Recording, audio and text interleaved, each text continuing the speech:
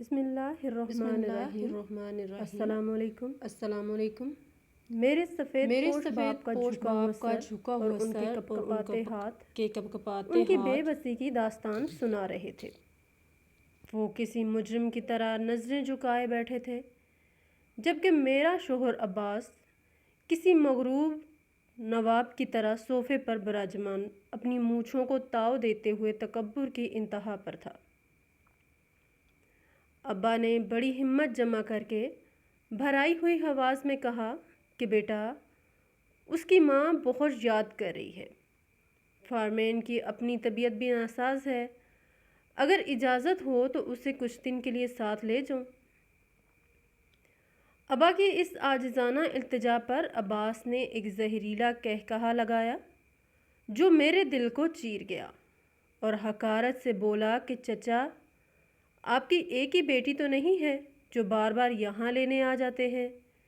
میں نے اسے ڈھیل دے رکھی ہے تبھی آپ کے حوصلے بڑھے ہوئے ہیں، ورنہ میں تو عورت کو کھینچ کر رکھنے کا قائل ہوں۔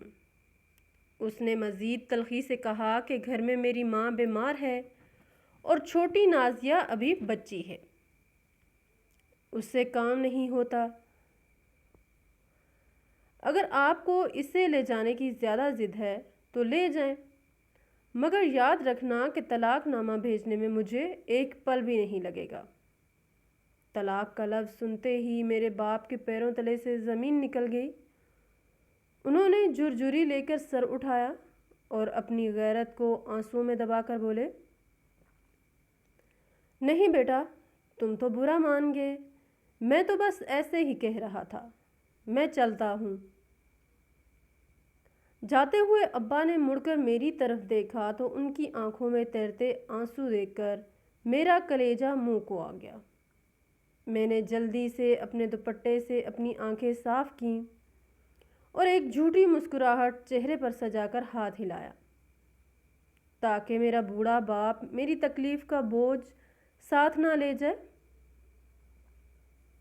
لیکن جیسے ہی ابا نے بوجھل قدموں سے دروازے سے باہر قدم نکالا تو ایک دم سے ہم دو بہنیں تھیں، میں اور میری چھوٹی بہن نسرین۔ ابا نے ہمیں پھولوں کی طرح ناز و نم سے پالا تھا۔ ان کی کل کائنات ان کی دو بیٹیاں اور زمین کا وہ چھوٹا سا ٹکڑا تھا جس پر وہ دن رات پسینہ بہا کر ہمارے لیے رزق حلال کماتے تھے۔ گھر میں دال روٹی کا اچھا گزارا ہو جاتا تھا، مگر میرے خواب ان کچی دیواروں سے بہت اونچے تھے۔ مجھے بچپن سے ہی غربت سے ایک عجیب سی چڑ تھی۔ میں اکثر ابا سے کہتی تھی کہ مجھے کسی امیر گھر کی شہزادی بننا ہے۔ مجھے ان پرانی بسوں کے دھکوں اور ٹوٹی ہوئی جوتیوں سے نفرت ہے۔ ابا مسکرا کر کہتے، بیٹی، چادر دیکھ کر پاؤں پھلانا سکون دیتا ہے، مگر میری نظریں صرف بڑی گاڑیوں اور اونچے بنگلوں پر ٹکی ہوتی تھی۔ میری چھوٹی بہن نسرین مجھ سے بالکل الٹ تھی۔ وہ نہایت سادہ مزاج اور قناعت پسند لڑکی تھی جسے اپنی گڑیا اور گھر کے کاموں میں ہی خوشی مل جاتی تھی، جبکہ میں ہر آنے والے رشتے کو صرف اس لیے ٹھکرا دیتی تھی کیونکہ وہ لڑکے متوسط طبقے سے تعلق رکھتے تھے۔ ایک دن ابا کے کسی جاننے والے نے شہر کے ایک بہت بڑے اور نامی گرامی گھرانے کا رشتہ بھیجا۔ جب میں نے اس ٹھاٹ باٹ کا سنا تو میری خوشی کی انتہا نہ رہی۔ میں نے ضد پکڑ لی کہ مجھے صرف اسی گھر میں شادی کرنی ہے۔ ابا کا تجربہ کار دل کچھ ہچکچا رہا تھا۔ وہ بار بار کہتے تھے کہ فارمین بیٹی، بڑے لوگوں کے اتوار الگ ہوتے ہیں، ہمیں اپنے جیسے لوگوں میں ہی رشتہ ڈھونڈنا چاہیے۔ مگر میری ضد اور آنسوؤں کے آگے وہ بے بس ہو گئے اور یوں میری شادی عباس سے ہو گئی۔ شادی کر کے جب میں اس عالی شان حویلی میں پہنچی تو میری آنکھیں کھلی کی کھلی رہ گئی، مگر جلد ہی مجھے احساس ہو گیا کہ ان بڑے گھروں کی دیواریں جتنی بلند تھیں، یہاں رہنے والوں کے دل اتنے ہی چھوٹے اور تنگ تھے۔ میری خوش فہمی اس وقت دم توڑ گئی جب مجھے پتہ چلا کہ میرا شوہر عباس، جو دولت کے نشے میں چور تھا دراصل ایک ان پڑھ اور جاہل انسان ہے جسے عورت سے بات کرنے کا سلیقہ تک نہیں تھا۔ شادی کی پہلی صبح ابھی سورج نے پوری طرح آنکھ بھی نہیں کھولی تھی کہ میری ساس نے کمرے کا دروازہ اس زور سے بجانا شروع کیا جیسے کوئی طوفان آ گیا ہو۔ باہر نکلتے ہی انہوں نے میری غریبی کا طعنہ دیتے ہوئے باتوں کے وہ نشتر چلائے کہ میری روح تک چھلنی ہو گئی۔ مجھے گھر کے سخت اصول بتائے گئے جہاں بہو کو صرف ایک خادمہ کی حیثیت حاصل تھی۔ دوسری طرف نسرین کی شادی ایک عام سے گھرانے میں ہوئی تھی۔ اس کا شوہر غریب ضرور تھا مگر وہ اسے پلکوں پر بٹھا کر رکھتا تھا۔ جب بھی ابا مجھ سے ملنے آتے وہ اس عالی شان گھر میں میری سہمی ہوئی صورت دیکھ کر سب سمجھ جاتے۔ ان کی آنکھیں بھر آتی اور وہ دھیمی آواز میں کہتے، فارمین میں کہتا تھا نا کہ جوڑ برابر کا ہونا چاہیے۔ ابا کا دل اب ہر وقت میری فکر میں گھلنے لگا تھا۔ وہ دن رات میرے لیے دعائیں کرتے اور جب بھی میں میکے سے واپسی کے لیے رخصت ہوتی ان کی آنکھوں کے آنسو میرے آنچل کو بھگو دیتے۔ عباس کا غرور اس حد تک تھا کہ جب وہ میرے میکے جاتا تو اس کی خواہش ہوتی کہ میرے بوڑھے باپ اور گھر کے تمام لوگ ہاتھ باندھ کر اس کے سامنے اس طرح کھڑے رہیں جیسے بادشاہ کے سامنے غلام کھڑے ہوتے ہیں۔ میرے والدین اس کی ہر کڑوی بات برداشت کرتے، اس کی خاطر تواضع میں کوئی کسر نہ اٹھا رکھتے تاکہ وہ مجھ سے خوش رہے، مگر اس کا دل کبھی نہ پسیجا۔ وہ جب بھی میکے سے واپس آتا 2-3 دن تک اس کا موڈ ٹھیک نہ ہوتا اور وہ بات بات پر مجھے اور میرے گھر والوں کو نیچا دکھانے کا کوئی موقع ہاتھ سے نہ جانے دیتا۔ مجھے اب سمجھ آ رہا تھا کہ گاڑیوں اور بنگلوں کی چمک دمک دراصل وہ سراب تھا جس نے مجھ سے میری زندگی کا سکون اور میرے باپ کی مسکراہٹ چھین لی تھی۔ میں ایک ایسے قید خانے میں آ گئی تھی جہاں سونا تو بہت تھا مگر سانس لینا بہت دشوار تھا۔ اب حالات اس نہج پر پہنچ چکے تھے کہ گھر کی نہ ختم ہونے والی ذمہ داریوں اور ساس کی سخت گیری نے میری زندگی کو ایک مشین بنا دیا تھا۔ میں اپنے والدین کی صورت دیکھنے کو ترس جاتی تھی لیکن ان کڑی پابندیوں کے درمیان اللہ تعالیٰ نے مجھے ماں بننے کی خوشخبری سنائی۔ جب یہ خبر میرے میکے پہنچی تو ابا کی خوشی کا ٹھکانہ نہ رہا۔ وہ فوراً مجھ سے ملنے چلے آئے۔ امی نے بھی کہلوایا تھا کہ فارمین کی طبیعت ان دنوں ناساز رہتی ہے، اسے کچھ دن کے لیے ساتھ لے آنا تاکہ وہ سکون کر سکے۔ جب ابا نے ڈرتے ڈرتے اس بات کا ذکر کی میری ساس اور شوہر سے کیا تو عباس کے ماتھے پر بل پڑ گئے۔ اس نے بے رحمی سے انکار کر دیا اور بات یہاں تک بڑھا دی کہ اگر میں نے میکے جانے کی ضد کی تو وہ مجھے طلاق دینے میں دیر نہیں کرے گا۔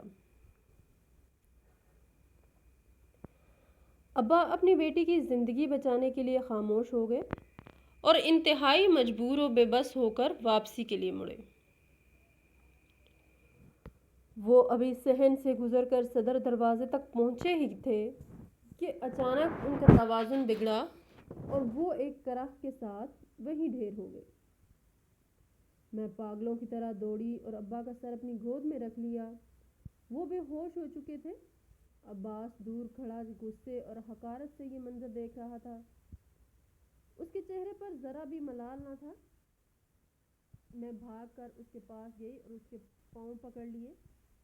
میں نے گڑ گڑا کر کہا کہ خدا کے لیے رحم کرو، میرے ساتھ ڈرائیور کو بھیجو تاکہ میں ابا کو ہسپتال لے جا سکوں، ان کی جان خطرے میں ہے۔ اس نے ایک برا سا منہ بنایا مگر شاید بدنامی کے ڈر سے اس نے یہ مہربانی کر دی اور ڈرائیور کو میرے ساتھ بھیج دیا۔ ہسپتال پہنچ کر ڈاکٹروں نے معائنے کے بعد بتایا کہ ابا کو دل کا شدید دورہ پڑا ہے اور ان کی حالت تشویشناک ہے۔ کچھ دیر بعد عباس بھی ہسپتال پہنچ گیا، مگر وہاں بھی اس کی زبان خاموش نہ ہوئی۔ وہ کہنے لگا، لو جی، اب ان کی ڈرامے بازی شروع ہو جائے گی۔ لوگ کہیں گے کہ داماد نے پتہ نہیں کیا کہہ دیا کہ بوڑھے کو ہارٹ اٹیک آ گیا۔ اصل میں اس کی بیوی میری ماں نے اس غریب آدمی سے کام کروا کر اسے پہلے ہی دل کا مریض بنا رکھا تھا۔ عباس ہسپتال کے برآمدے میں کھڑا مسلسل زہر اگل رہا تھا اور میرے باپ کی بیماری کا مذاق اڑا رہا تھا۔ میں نے اس کے سامنے ہاتھ جوڑ دیے کہ خدا کا خوف کرو، یہ جگہ ان باتوں کی نہیں ہے، میرے باپ کی زندگی اور موت کا سوال ہے۔ کچھ دیر بعد جب ابا کو ہوش آیا تو میں نے خود کو بہت سمجھایا کہ ان کے سامنے رونا نہیں ہے، مجھے مضبوط بننا ہے تاکہ وہ پریشان نہ ہوں۔ میں نے اپنے آنسو پونچھے اور ایک لمبا سانس لے کر کمرے میں داخل ہوئی، مگر جیسے ہی ابا کے ناتواں وجود اور ان کے مرجھائے ہوئے چہرے پر نظر پڑی، میرا سارا ضبط ٹوٹ گیا۔ مجھے محسوس ہوا کہ جیسے میرے ماں باپ کی اس حالت کی ذمہ دار میں اور میری وہ بے جا خواہشات تھیں جنہوں نے مجھے اس سنگ دل گھرانے کا حصہ بنایا۔ میری آنکھوں سے بے اختیار آنسو بہہ نکلے جو میں چھپانا چاہتی تھی مگر نہ چھپا سکی۔ ابا نے نحیف ہاتھوں سے میرے آنسو صاف کیے اور دھیمی آواز میں بولے، بیٹی روتی کیوں ہو؟ باہر بہت گرمی تھی، شاید اسی لیے میری طبیعت تھوڑی بگڑ گئی، ورنہ ایسی کوئی بات نہیں ہے۔ تمہارے شوہر نے تو تمہاری بھلائی کے لیے ہی کہا تھا کہ تمہاری طبیعت ٹھیک نہیں، اس لیے سفر کرنا مناسب نہیں۔ میرا باپ بستر مرگ پر لیٹ کر بھی مجھے جھوٹی تسلیاں دے رہا تھا تاکہ میرا گھر اجڑنے سے بچ جائے۔ وہ عباس کی ہر تلخی کو گرمی کا نام دے کر چھپا رہے تھے۔ میں خاموشی سے ان کا ہاتھ تھامے یہ سوچ رہی تھی کہ کاش میں نے دولت کی چمک کے پیچھے بھاگنے کے بجائے اپنے باپ کی اس بوڑھی آنکھوں میں چھپی سچائی کو پہلے پڑھ لیا ہوتا۔ میں نے سب کچھ اپنے کانوں سے سنا تھا۔ عباس کی ہر گالی اور ہر تانا میرے ذہن میں ہتھوڑوں کی طرح بج رہا تھا، مگر میرا باپ اپنی آخری سانسوں تک میری زندگی میں سکون کے رنگ بھرنے کی کوشش کر رہا تھا۔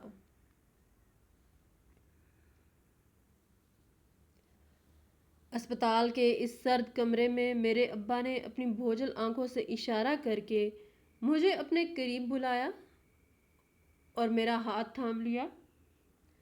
میرا بہنوئی حماد جو غریب ہونے کے باوجود ایک بہترین اور باعزت انسان تھا اور میری بہن کو اپنی پلکوں پر بٹھا کر رکھتا تھا، وہ بھی وہیں موجود تھا۔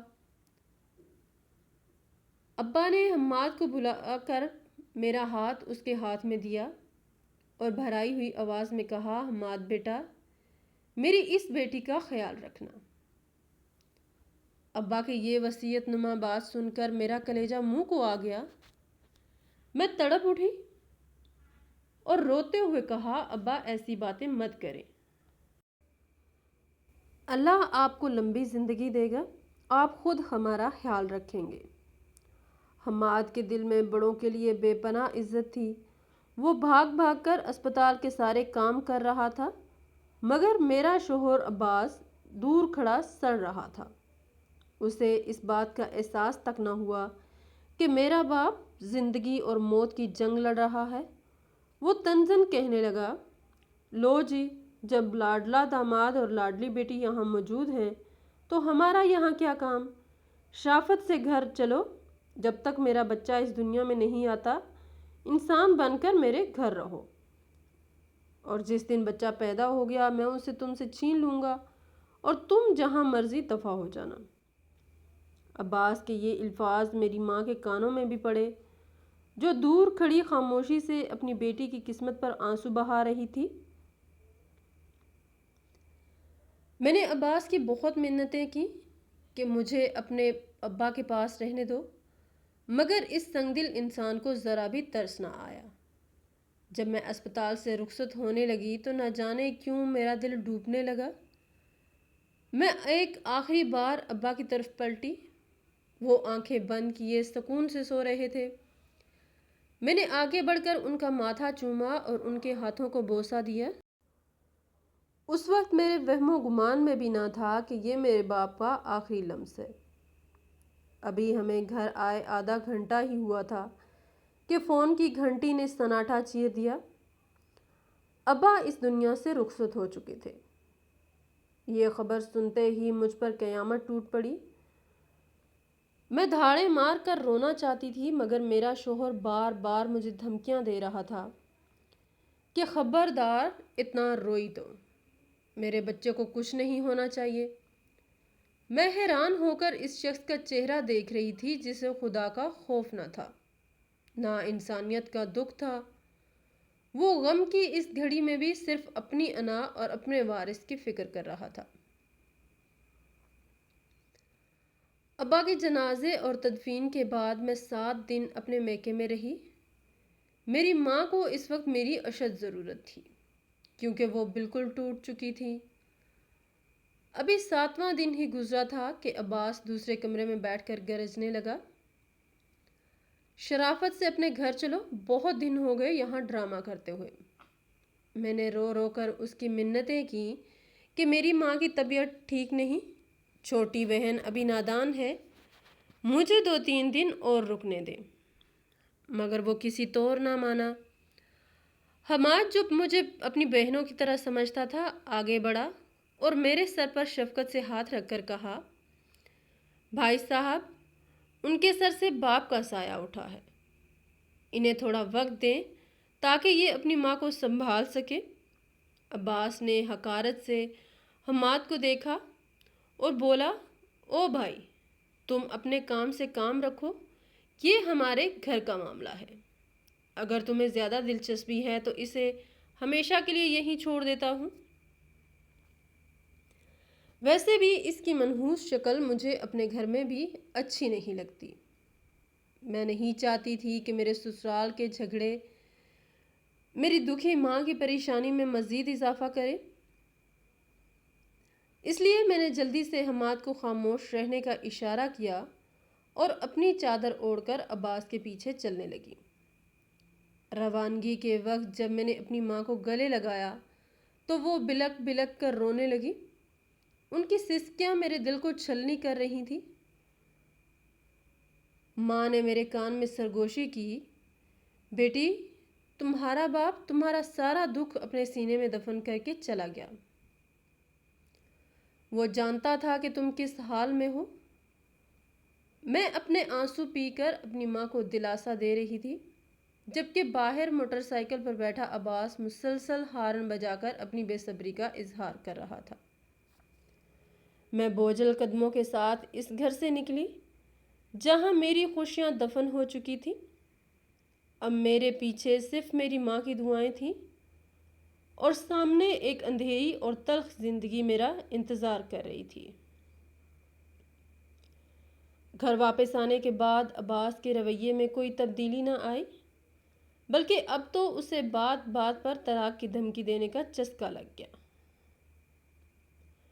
اسے ذرا بھی احساس نہ تھا کہ اس کی بدسلوکی میرے باپ کی جان لے چکی ہے۔ ایک دن جب گھر میں مہمان بیٹھے تھے، اس نے معمولی بات پر مجھے سب کے سامنے ذلیل کرنا شروع کر دیا۔ اتفاق سے اسی وقت نسرین اور حماد بھائی مجھ سے ملنے آ گئے۔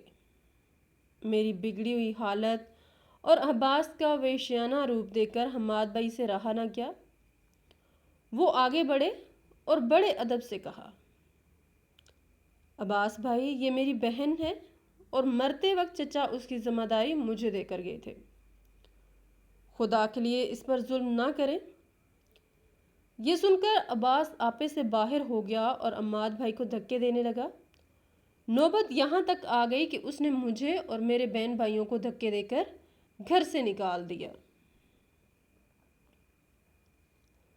گلی کے لوگ تماشائی بنے کھڑے تھے، کچھ ترس کھا رہے تھے اور کچھ مسکرا رہے تھے۔ اس ذلت آمیز لمحے میں مجھے اپنے باپ کا وہ جنازہ یاد آیا جو اس شخص کی سنگ دلی کی وجہ سے اٹھا تھا۔ نہ جانے مجھ میں کہاں سے ہمت آئی، میں نے چیخ کر کہا، تم ہر وقت طلاق کی دھمکی دیتے ہو نا، تو اب دے دو طلاق۔ تم نے سب کے سامنے مجھے ذلیل کر ہی دیا ہے، اب میں اس سے زیادہ اور کیا ذلت دیکھوں گی۔ اس نے مجھے دھکے دے کر نکال دیا اور میں روتی ہوئی حماد بھائی کے ساتھ میکے آ گئی۔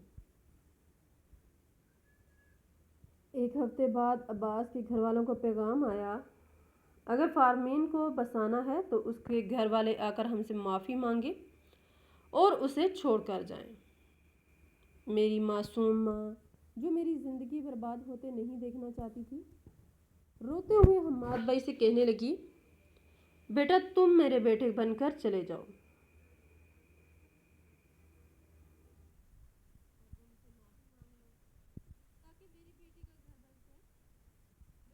کر اپنی ماں کا ہاتھ تھاما اور دو ٹوک الفاظ میں کہا، نہیں ماں، اب کوئی معافی نہیں مانگے گا۔ پہلے میرا باپ ان کے ہاتھوں ذلیل ہوتے ہوئے دنیا سے چلا گیا، اب میں اپنی اور اپنے بھائی کی عزت کا جنازہ نہیں اٹھنے دوں گی۔ روز روز کے رونے اور ذلت سے بہتر ہے کہ انسان ایک ہی بار رو کر خاموش ہو جائے۔ وہ مجھے رکھنا نہیں چاہتا تھا، اب میں اس کے ساتھ رہنا نہیں چاہتی۔ ماں نے بہت سمجھایا کہ تمہارے باپ نے یہ گھر بسانے کے لیے جان دے دی، مگر میں نے صاف کہہ دیا کہ اب اس گھر میں زندگی نہیں، صرف موت اور اذیت باقی ہے۔ جب کچھ دن بیت گئے اور ہم منانے نہ گئے تو عباس خود غصے میں بھرا ہوا ہمارے گھر آیا اور بدتمیزی کرنے لگا۔ اس دن میں نے اسے دھکا دے کر گھر سے باہر نکال دیا اور حقارت سے کہا، لعنت ہے تم جیسے شخص پر، تم باپ کہلانے کے لائق نہیں۔ جس دن بچہ پیدا ہوگا میں تمہارے حوالے کر دوں گی، کیونکہ میں نہیں چاہتی کہ تمہارا گندا خون میری آغوش میں پلے۔ عباس حیران تھا کہ جس لڑکی کی زبان نہیں کھلتی تھی، آج اسے اتنی ہمت کہاں سے مل گئی۔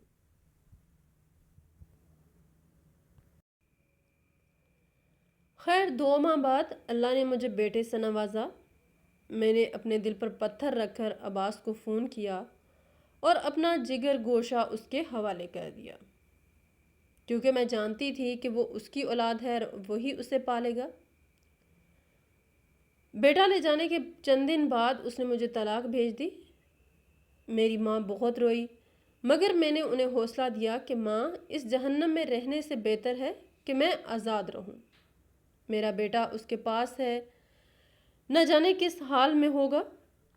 یہ ایک ایسی کسک ہے جو ہمیشہ میرے دل میں رہے گی۔ اب میری ماں نے میری دوسری جگہ شادی طے کر دی، کیونکہ انہیں میری بہت فکر رہتی ہے۔ میں ایک نئی زندگی شروع تو کر رہی ہوں، مگر میرا دل اب بھی زخموں سے چور ہے۔ مجھے خبر ملی کہ عباس نے دوسری شادی کر لی ہے، لیکن اللہ کی لاٹھی بے آواز ہوتی ہے۔ اس کی دوسری بیوی کی کوئی اولاد نہیں ہوئی اور عباس اب اس عورت کے ساتھ بھی وہی کچھ کر رہا ہے جو وہ کبھی میرے ساتھ کرتا تھا، لیکن وقت نے اسے بدل کر رکھ دیا ہے۔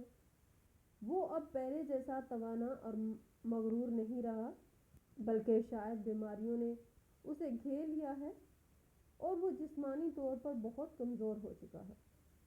سنا ہے کہ اس کی ماں کا بھی انتقال ہو گیا ہے اور اب وہ تنہائی اور پچھتاوے کی آگ میں جل رہا ہے۔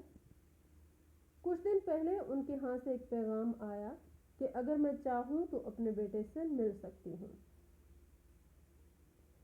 شاید اب عباس کو خدا کا خوف آ چکا ہے اور وہ اپنی غلطیوں کا کفارہ ادا کرنا چاہتا ہے۔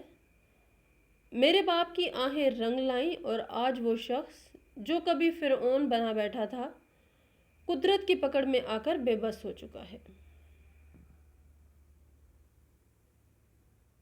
مکافات عمل ایک اٹل حقیقت ہے جو دوسروں کے باپ کی پگڑی اچھالتے ہیں اور بیٹیوں کی ممتا کا سودا کرتے ہیں، وقت انہیں ایک دن ضرور گھٹنوں کے بل لا کھڑا کرتا ہے۔ دولت کا غرور اور جوانی کا تکبر ہمیشہ نہیں رہتا، لیکن کسی مجبور کے دل سے نکلی ہوئی آہ عرش تک جاتی ہے اور ظالم کو ایسی پکڑ میں لاتی ہے جہاں پچھتاوے کے سوا کچھ باقی نہیں بچتا۔ بیٹیوں کے باپ کا سر کبھی جھکنے نہ دے، کیونکہ ان کی دعا میں جتنا اثر ہے، ان کی بد دعا اتنی ہی تباہ کن ثابت ہوتی ہے۔ آپ کو ہماری آج کی کہانی کیسی لگی؟ کمنٹ سیکشن میں ضرور اپنی رائے کا اظہار کریں۔ اگر ہمارے چینل پر نئے ہیں تو ہمارے چینل کو پلیز سبسکرائب کریں۔